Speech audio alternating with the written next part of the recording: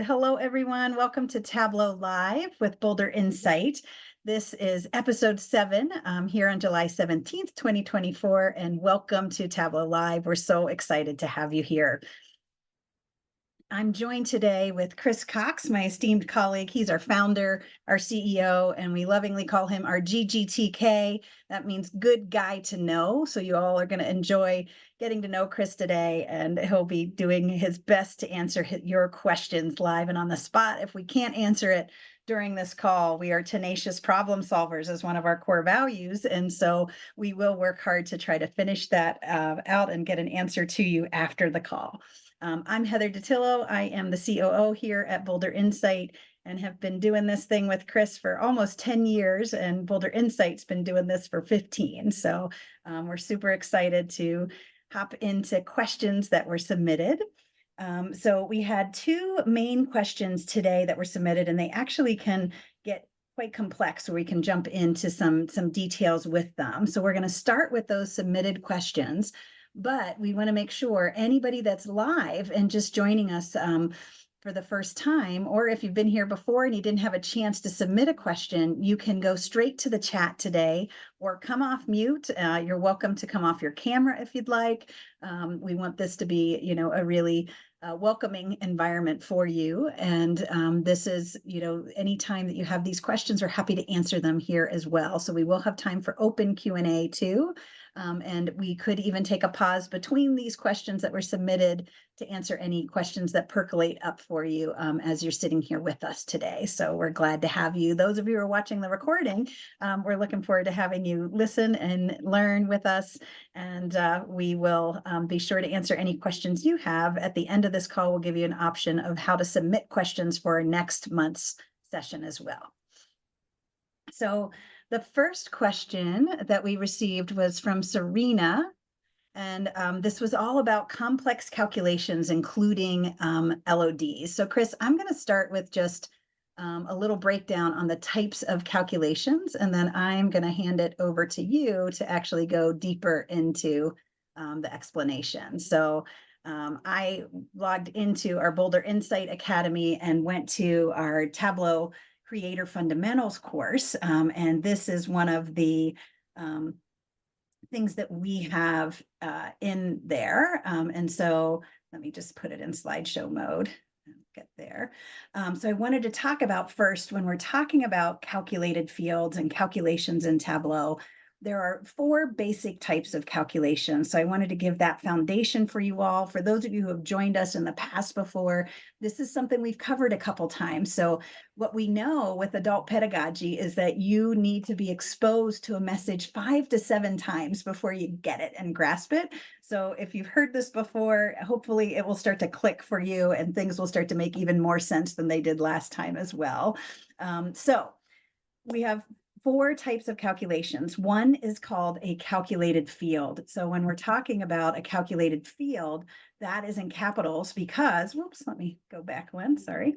That calculated fields are literally creating a new field of data. And so when you start looking at visual cues, anytime you create a calculated field, you typically go to either to the data pane or the data source page to do so.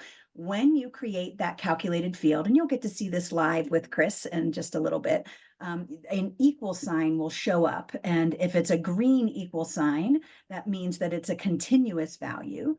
If it's a blue one, it means it's discrete. Typically, continuous is going to be your measures and discrete are going to be your dimensions. So you'll see that equal sign, and we're literally creating a new column of data. So again, it takes place on the data source page or in the data pane. Wherever you right click and start to create that calculated field, that's where it will live.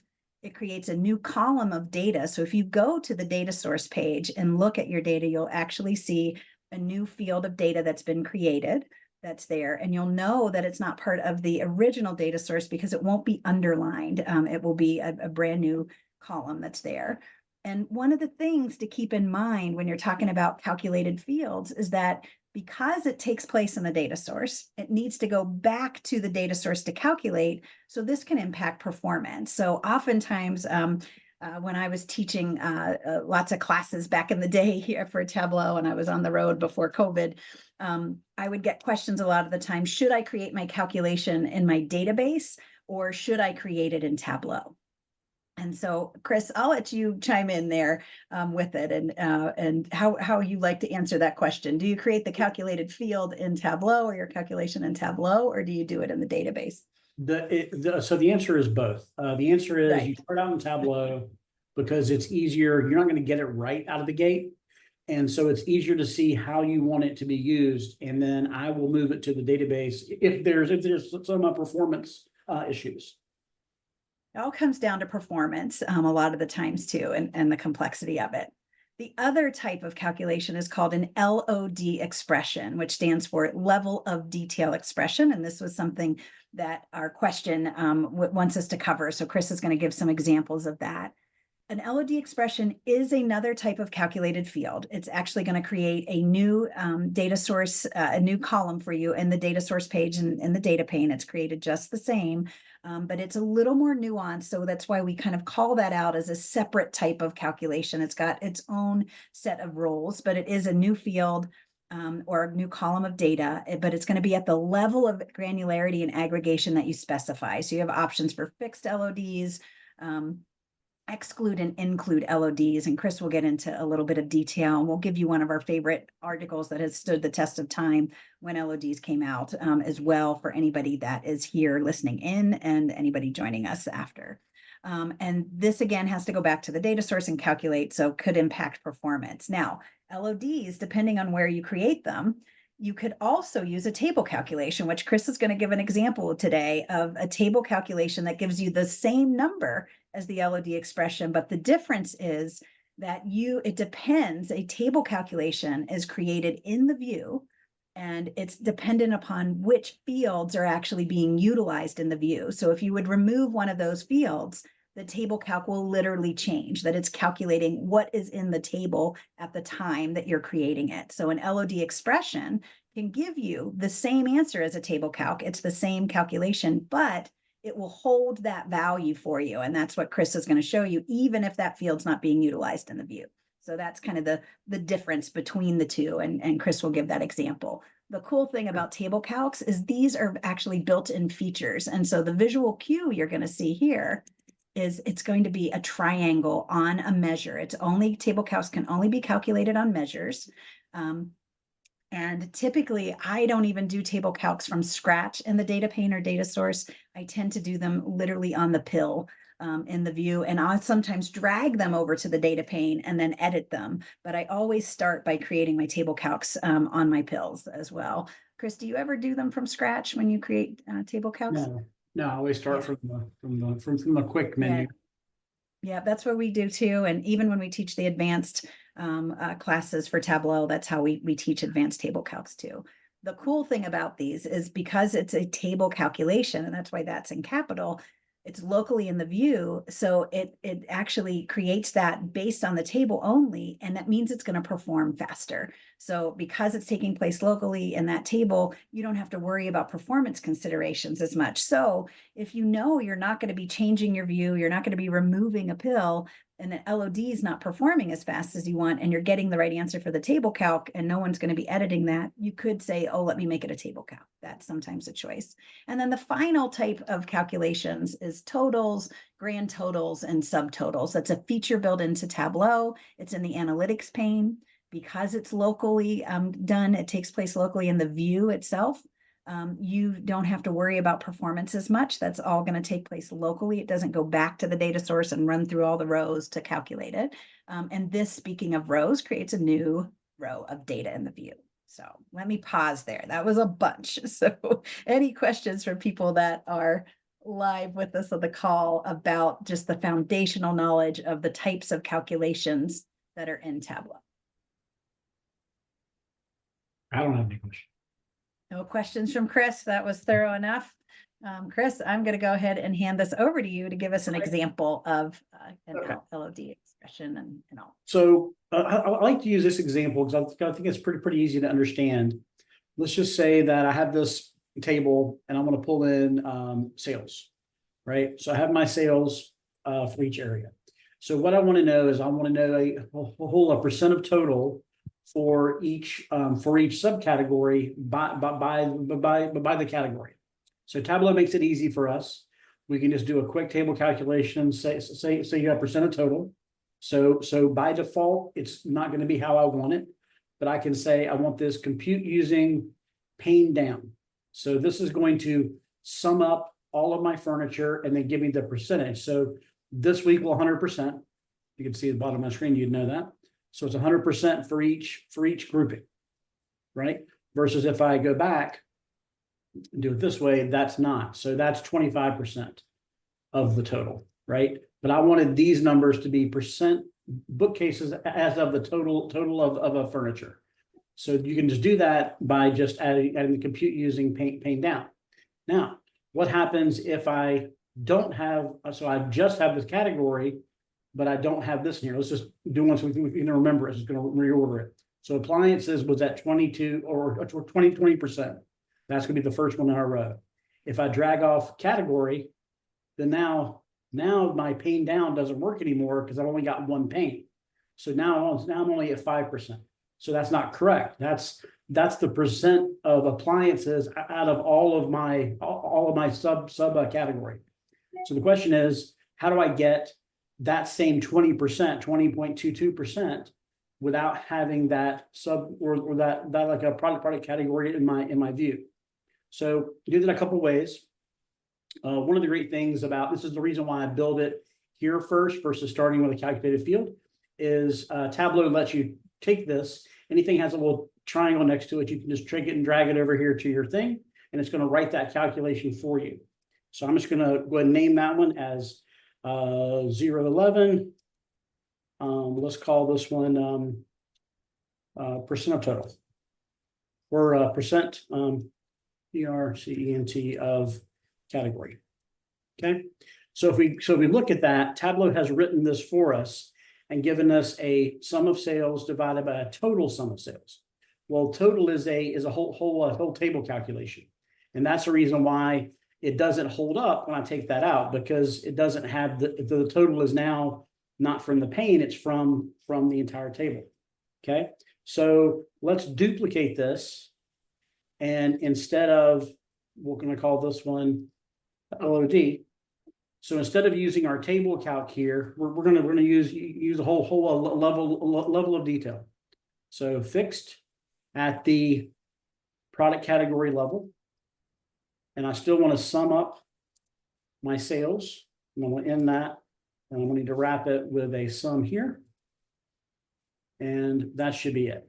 So now I've got another field that will look very, very similar. It'll look almost exactly the same, but when I drag off my category, that one sticks. So now my 20.22% is now correct because I'm using the level of detail of product category that is actually not in my view.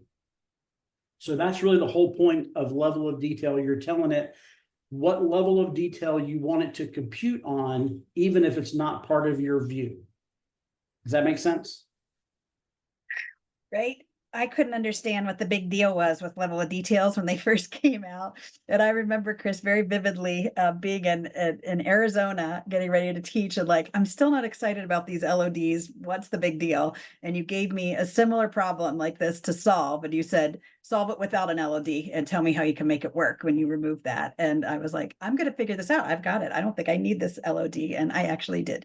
And I became a big fan of LODs after that. So it's definitely huge. I remember that vividly. Yeah. Can you pull up the LOD calc one more time, Chris? Because I know you moved through that pretty quick. And let's talk about that just a little bit. So what we're doing is, this is a ratio that Chris did when you take sales divided by that LOD. But if you don't pay attention to that sum, you'll notice it's fixed at the product category, not the subcategory. And then it says, give me the sum of sales, right? So an LOD expression, you can read it, even from right to left, is like, give me the sum of sales for each product category is what we're looking at, based on that product category, broken down in your view by subcategory is what we're looking at with that. And this is giving you that sales ratio. So If I did that, I instead could of even do fixed. that as another field if I wanted to. I could Yeah, just say, hey, yeah. this is just, you know, let's say we call this one 13. Let's get my numbers. Sum of sales by product category. Right? So I could just take all this off. I could have left my sum there if I wanted to, but that's just my level of detail calculation. So that's going to give me, I got it formatted as a percentage, but for every category that they're in, it's going to be the exact same number. Let me format it differently. Format. You want to go to the data pane, Chris, maybe? The data thing. Easier. Yeah, I'll do it over here. Yeah, that's how I'd like to format mine, at least. I just get, Number. they're easier. There you go. So now you see, so if I drug in the category again, I can see that all those are lined up. So furniture, I get a duplicate row for every one that sums it up. So that's what that's doing. So if I looked at my sales, so really when I'm dividing 507 by 3.1 million. I'm dividing 1.1 million by 3.1 million. 444 by 3.1, right? That gives us all these percentages. But that only works because this one only works because I have that in here. If I take that out, these are now correct, but these are here are actually broken. So again, level of detail, great for being able to calculate and compute at the level of detail that you require for your calculation, regardless of what's in the view. That's the key.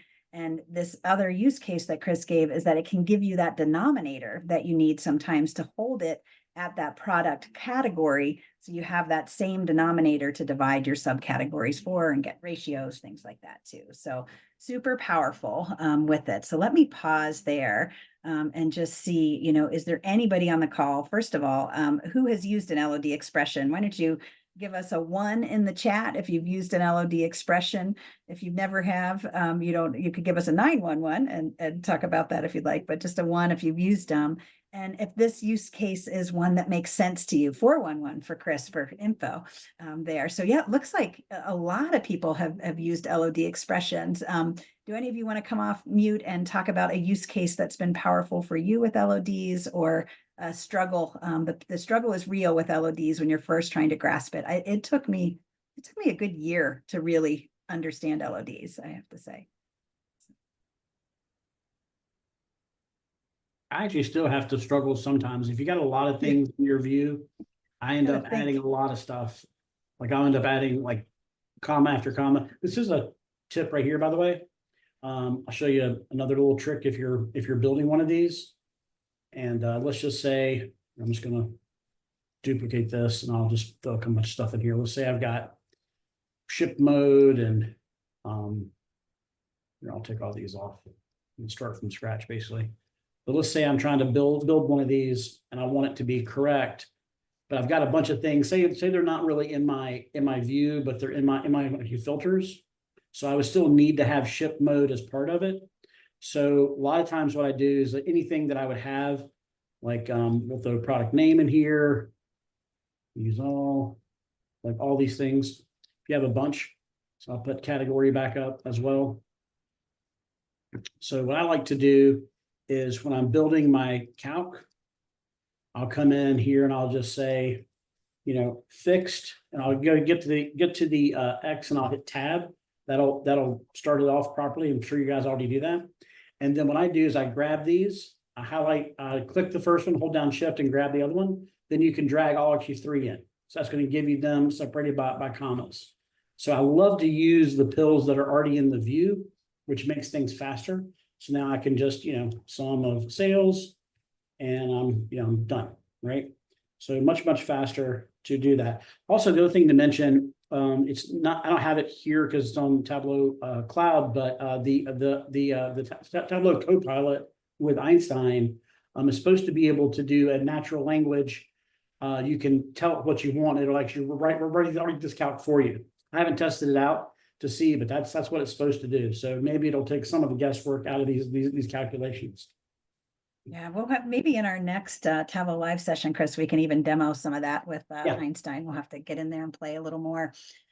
So one other complex calculation that we often talk about is creating calcs that that are kind of bucketing the calcs. Chris, do you want to pull up the bucket generator that you've created? Yeah, I have it here too.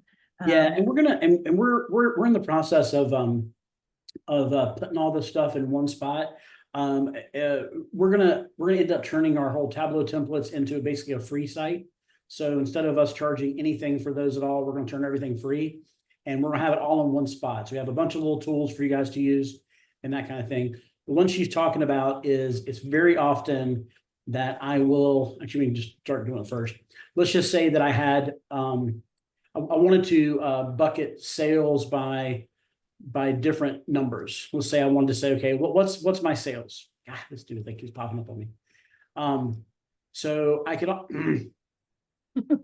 to go away. I could always do bins, I think. Bins. Yeah, so I can do that. And so Tableau will create these for me. And I can pull those guys in.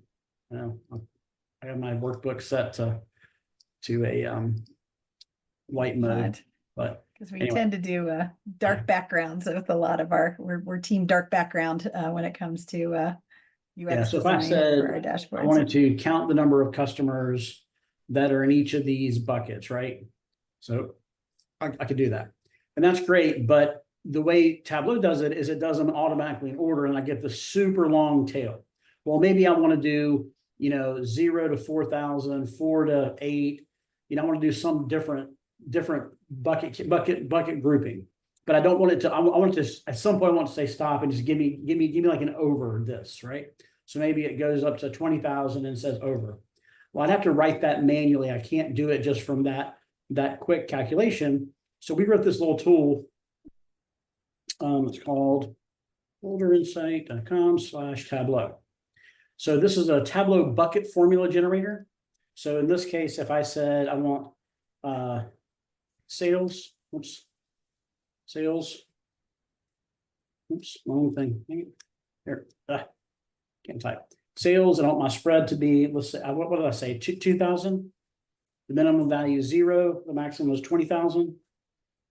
And I hit generate. So that's going to write that formula for me. I copy that to the clipboard. I go back in here. I create calculated field. I call this 014 sales buckets. And I paste. And that's going to be correct. And so now instead of this bin that I created, I've got my correct buckets. And so now I got to the 22,000. So now I have 18 customers that are over that number versus having that long actually tail from before. So that's a really handy thing that we use a lot of, because like for ages or for different categories, like, if you have like income, you want to have buckets of those. So that's something that we use a lot of. Any questions there? All right, Amber, just going back to the LOD, she was saying she tends to use fixed LOD expressions most often. Yeah, I actually do too. This is here's I just happen to have this in this workbook. This was something that was asked on a different client, and we have a Tableau tutorial coming out about this. I'm trying to do little 2-minute 2-minute explanations of things in Tableau, and this was actually one of them. They wanted to use a they wanted to use rank as a top end filter, but the problem is that they try to do like a table calc with actually rank, and that starts down here at the very bottom. So the problem was, even though I'm showing less people, if I show 5, I'm still getting the total on the grand total, because the table calc filter happens last, right? So like we're talking about of these different LODs, fixed, the reason why you would use fixed versus include and exclude is because you wanted to move it up or down in this order of operations. That's typically the reason why you use it.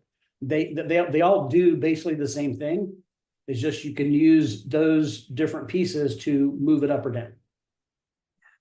And so if you want the dimension filter to hold, fixed and include often give you the same answers. And so it's just a matter of that power of where you want that, if you want the dimension filter to change the data, change the view or not, when you're I think you utilizing said that. fix and include. I think you meant include and exclude. Give you the same. Yeah, you're right, Chris. But often fixed and included can be very similar too, and what they pull when I've done that before in the Yeah, past. they You get can, similar depending on if answers. you have any of these in place. If you have dimension Exactly. filters, then they're not going to work. So what you'll have to do is you'll have to move your dimension filter to context to make it operate the same way. So Yeah, those are often makes a things lot of that sense. we end up doing. So that's a lot. We can teach entire courses just on calculations, and we can go deeper. I know Serena is not here at the time, so if any of you have other calculation questions, let us know that. We're happy to answer those now. You can come off mute or put that in chat as well. All right, I have put in the link to our favorite top 15 LOD expressions. Lots of great use cases when to use them. And Anna's saying that was great information. She hadn't used Fix before, so that's great. Hopefully that will be helpful too. And I also put in the link to the Tableau bucket formula generator as well for you all in the chat. So that is all there. Chris, I will share my screen again now. Right. And our next question is, let me get this presenting. So our next question is from Lori B. And this is a great question. It's really timely for us because we have a survey project we do. This is our 5th year doing it annually with a local Colorado nonprofit. It's called the Colorado Health Foundation. And so the question from Lori B is how to best visualize survey data over time. And so Lori is not on the call. I don't believe. I'm just looking to make sure. I'm not missing her. No, I don't see her right now. So Lori, you'll be watching this on the recording, I'm sure.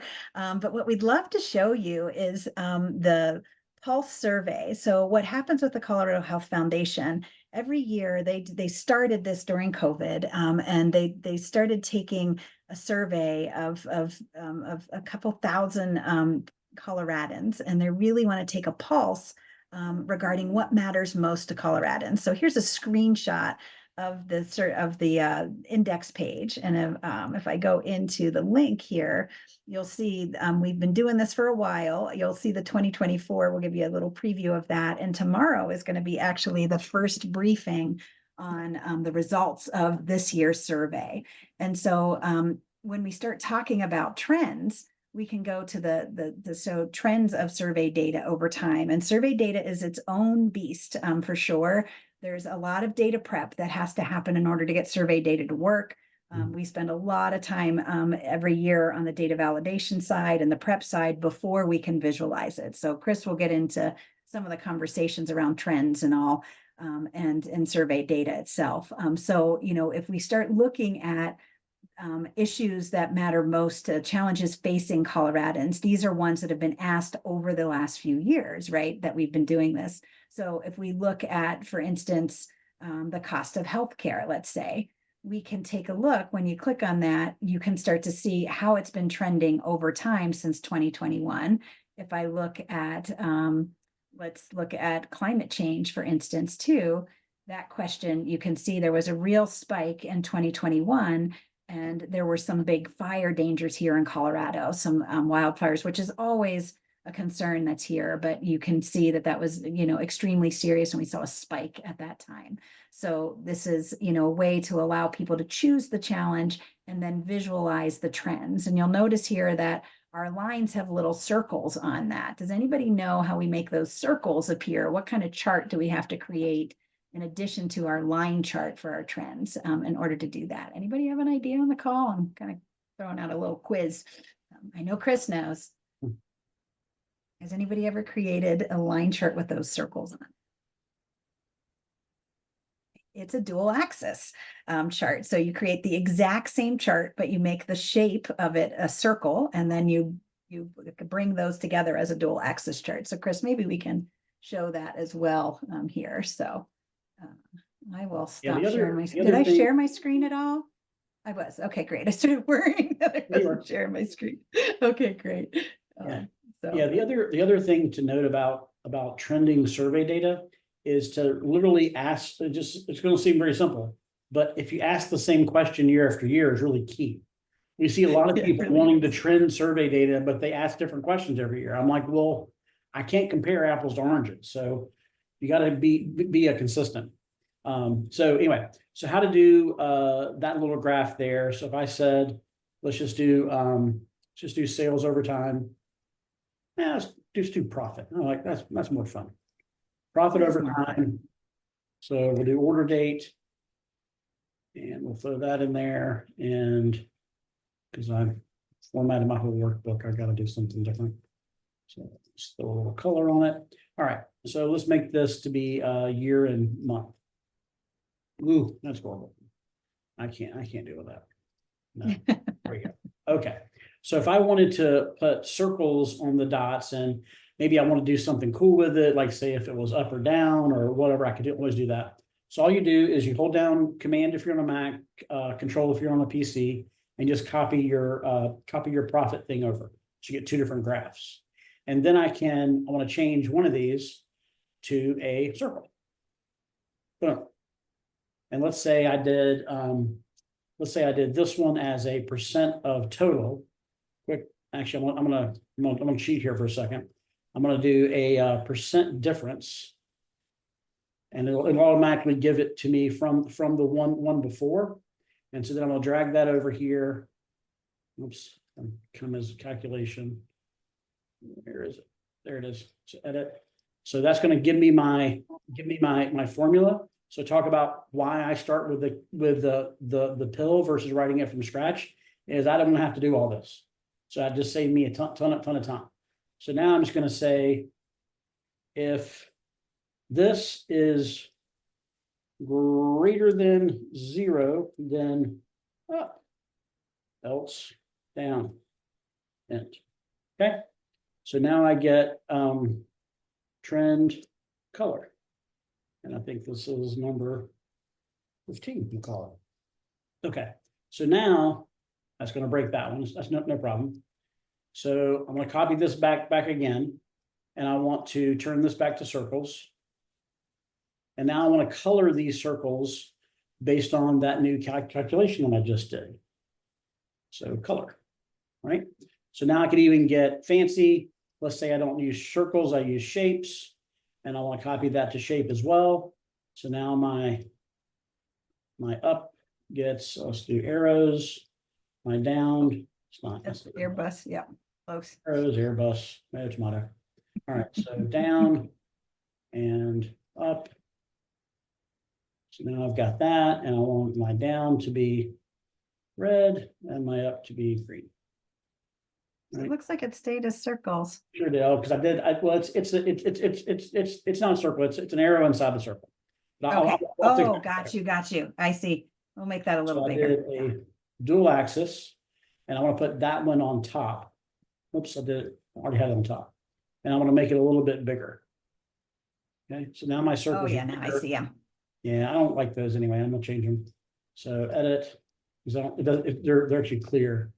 So let's do arrows. Let's go down and up. There we go. All right, that gives us direction. Now, the only thing I have to do to make this perfect, because you see like some of these are off, is what you see is my axis is off. So I have to always synchronize axis. So now they'll be perfect. So I could have left them as circles, but I want to be a little fancy and show you one more thing or two more things. Colored it and did that. But I could always just have easily just cheated and just said circle, right? And then not even actually color them even. But those are just little extra things you could do to make it look kind of cool. There you go.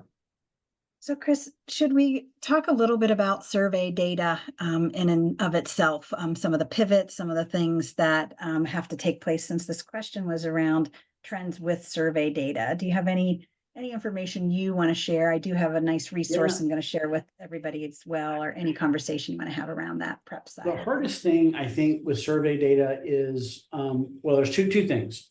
One is if you have open answer fields, that's really tough because how do you visualize those?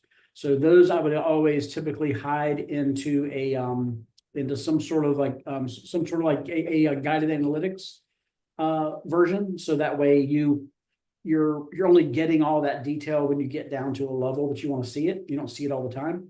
That's one. And then also fields that have the ability to choose more than one answer. Those are always tough because how do I group those things? So you end up getting, so depending on how you want to do it, you need, and a lot of times surveys will put the data inside of one field, but it'll be comma separated inside a field. So often you have to split that into columns and then pivot it to rows because you want a separate row for every answer. So even if you're going to duplicate that one person, so like person ID number one, that person may have answered three things for, I don't know, whatever field it was, education. They have high school, college, and actually grad school. They actually checked all three. Well, they need to be counted 3 times. So you have to know that and you have to adjust for that. And then so it's a lot of breaking things apart and then pivoting it to make it make sense. It's hard without having an example to show you, but that's Yeah. typically what you run into. If you're dealing with surveys, you've definitely seen it. And so one resource I do want to share with everyone is, and I'll pull this over, I just put in the chat as well. One of our friends from the Tableau community is Steve Wexler, and he kind of got really known in the community all about his visualizing survey data. So there's a ton of free resources from Steve here on a white paper, as an on-demand course for visualizing survey data. That one is not free, but I'll show you the link to that. But he gets into a lot of the things that he's presented at Tableau conference and things. So super helpful information that's in here. Steve's always a great go-to from a survey standpoint. And then there is his survey data class. So that's something that's a virtual class that you can enroll in. And he covers all the things about survey data. So super, super helpful with that, being able to check out this course if you're looking for some deeper dives into what we can do in a Tableau Live session. So I definitely recommend that. So wanted to make sure to share that with you too. And then I'm going to go back to our piece here and let you know a little bit more too about if you are interested in survey data, even if you're not from Colorado. If you are from Colorado and you're here, that is fantastic as well. You can start joining the briefing sessions that are going to be happening. So we have a whole new look and feel this year for what we're going to be doing regarding the dashboard this year, rather than that neighborhood complete look and feel. We have some really cool creative work that Kent Chilton from our team has been really getting.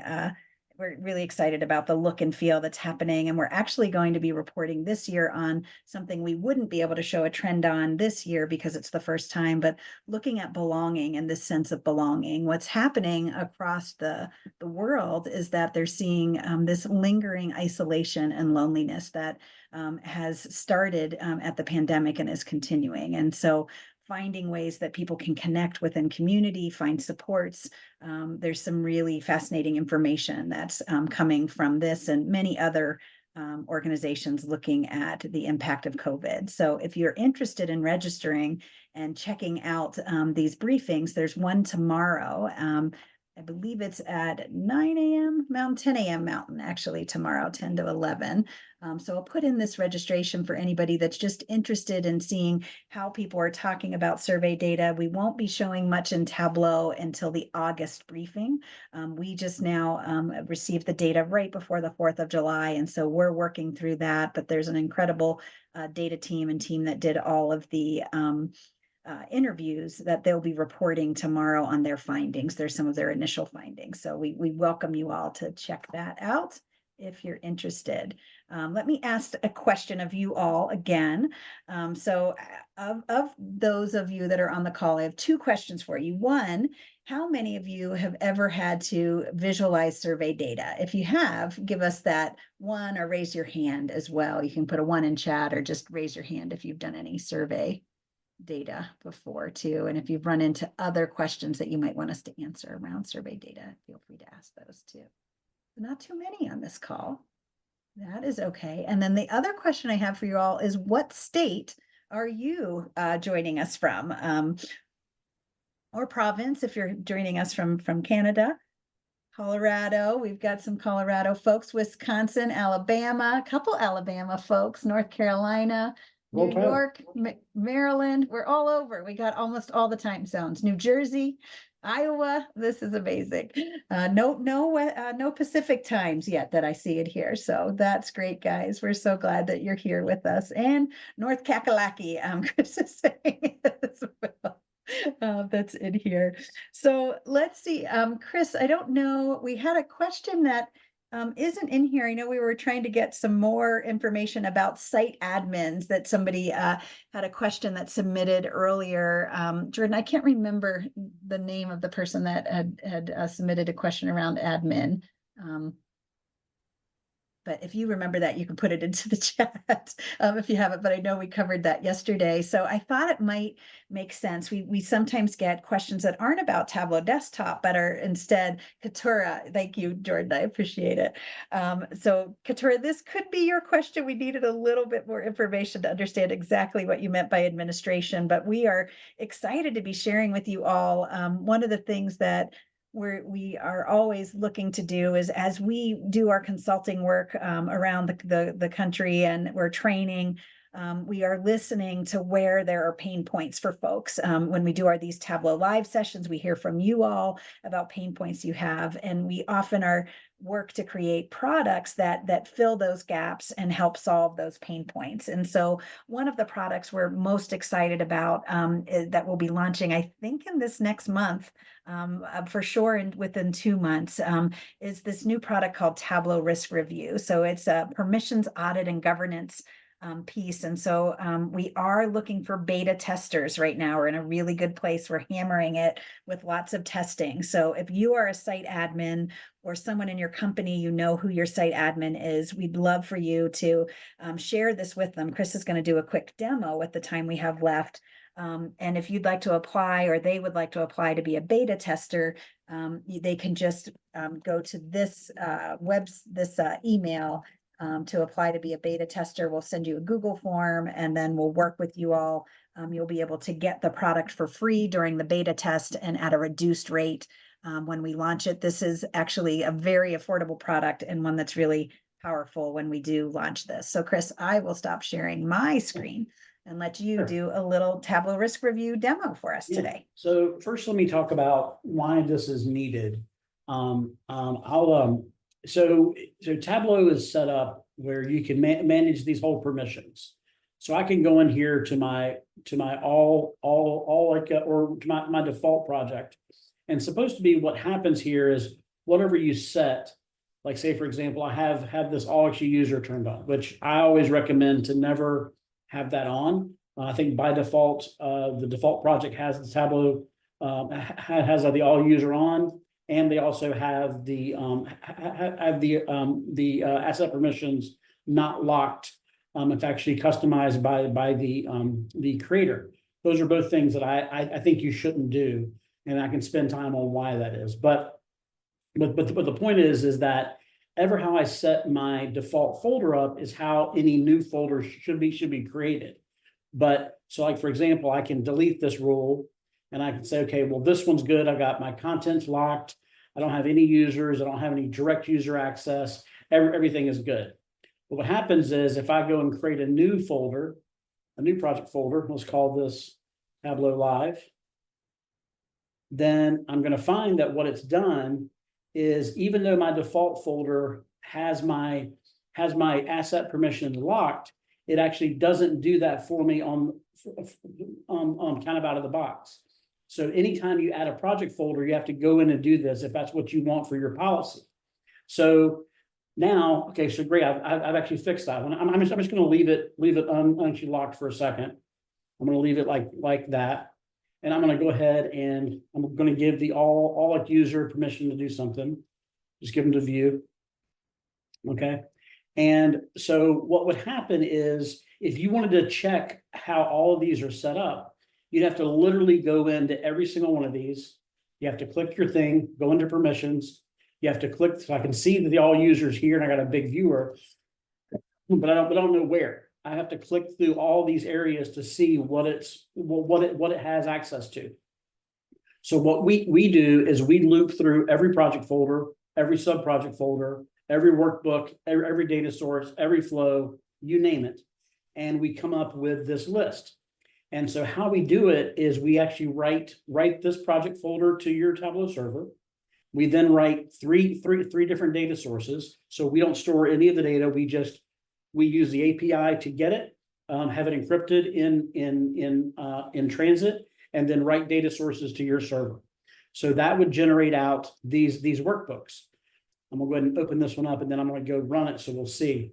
So right now I have 8 failed policies. I actually have more than that because this hasn't run since the 10th.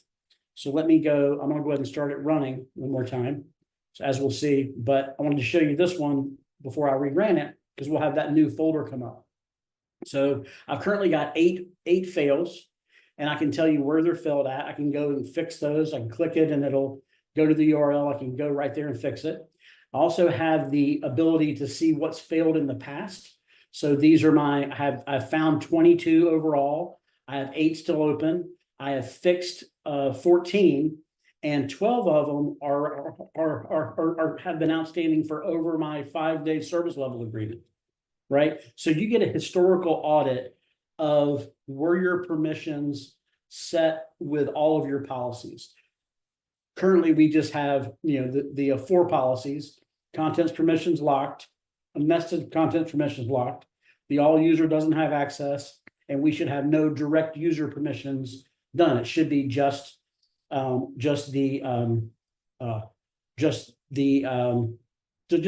groups only. So let's go and see if our thing is done. It's done.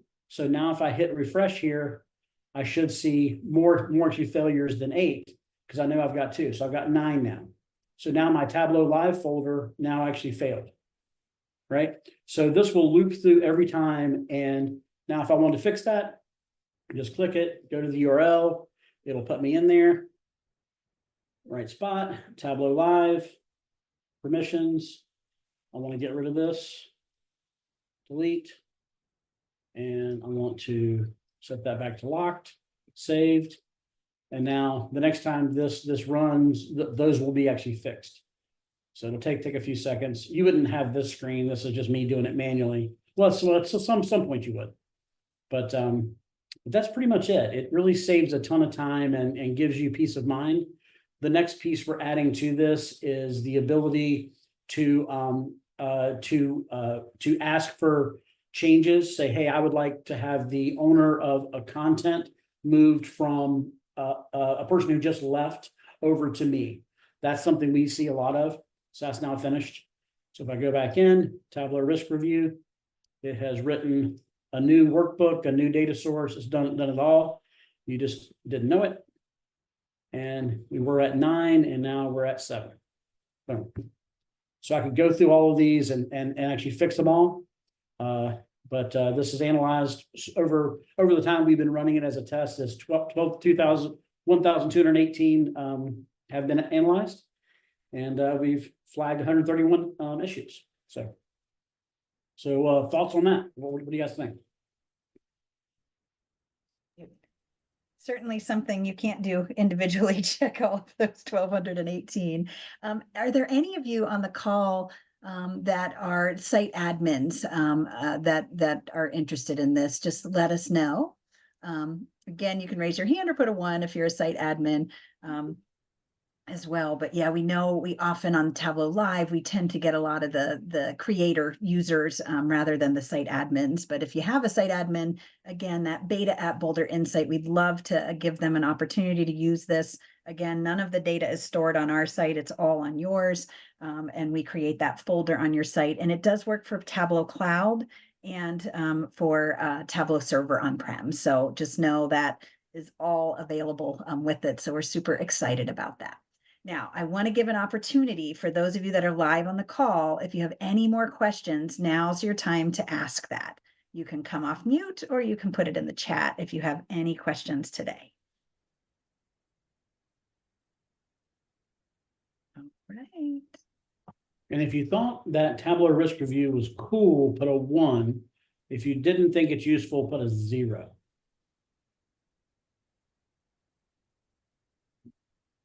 Or if it's cool, maybe Hey, it's okay, 007. I don't There think we go. Could be 007, Chris, if we want it to be really cool. it could be. All right. 100%. We're getting some in there. All right. All right. Well, let me talk to y'all about ways that we can continue to help you, because what happens is inevitably on these Tableau Live calls, all of a sudden, when will it be out of beta testing? I believe we're gonna actually, we're hoping to beta test for the next, I think, what, Chris, 3 weeks, 4 weeks for beta testing and then launch, or I don't know how long we want the beta to last. So Anna says she came off mute. We couldn't hear her. Oh, Anna, yeah. what do you want to say? Maybe you're double muted. That happens many times a day to me that I'm on mute and don't know it. Says you're And muted. if you'd like to type in your question, we'd be happy to try to answer it, because we're not hearing you. I'm glad you're hearing us the whole time. That matters as well. It may be a complex question, so it might take her a little bit to type. While you're doing that, Anne, we're going to be keeping a close eye on it. Let me show you what can happen. Oh, here we go. So I will hit escape there. I came off mute, but you couldn't hear me. I asked Oster about the government survey. The one that we were showing, the Colorado Health Foundation, or one of your colleagues? Sorry, Anne. He does government surveys all for financial information. Yeah. Oh, Have him interesting. reach out. We can talk to him if that's what's needed. I'm not sure if he needs something, but yeah, just at the bottom of our website, there's a little link to with that apply. Yeah, I mean, pretty much any survey. I mean, you could definitely use the tips that we showed. And if you have financial information, that's great. You can trim that over time for sure. Yeah, that'd be great. you just need a date field really to do trends over time that you're tracking. So for those of you that are with us and you hang up the call and you're like, oh gosh, I got a question and I didn't have it at the time, but now I do. Anytime you go to our website, you will notice that there's a scheduled time with me powered by Calendly. This gives you time to meet directly with Chris. There's a free project consultation that's free. You can just get on Chris's calendar. You're able to do that. These sessions are deeper dives with you, and they there is a cost to them, and you can pay via that. If the free project consultation isn't enough time to, we can always extend that a bit with you to try to really understand what's facing you. This is also my Calendly link. Sometimes Chris's calendar is full. Like for instance, I'm telling you to go to his calendar and try to get a question answered, but next week he's on vacation. So I also have Calendly. You're welcome to get on my schedule, and I will do my best to answer your questions. As well, if I will gather some information about what you want to talk about in advance. If I'm not able to answer the question, I'll bring in some of our tech leads to be able to do that as well while Chris is on vacation. So wanted you to know that anytime. You can also go to boulderinsight.com and /question. If you have a question that's not urgent, questions, you can always submit a question throughout the month, like, hey, I'm just curious about this, but it's not an urgent question. You can always ask us questions here. This goes into a Slack channel. We put that into the queue to answer in our next Tableau Live session. And speaking of our next Tableau Live session, you can always go to our website for Tableau Live, and you can sign up for the next month if you haven't signed up yet for it. We will be doing that Tableau Live session on August 21st. So we are thrilled to have you all with us today. If there are no other questions, we just want to thank you for attending Tableau Live. and know that we are really here to support you in any way we can. We'd love for you to join us again next month. And we just want you all to have the best day and the best rest of July. We'll see you towards the end of your summer here and in August on the 21st. We'll see you then. Take care, everybody.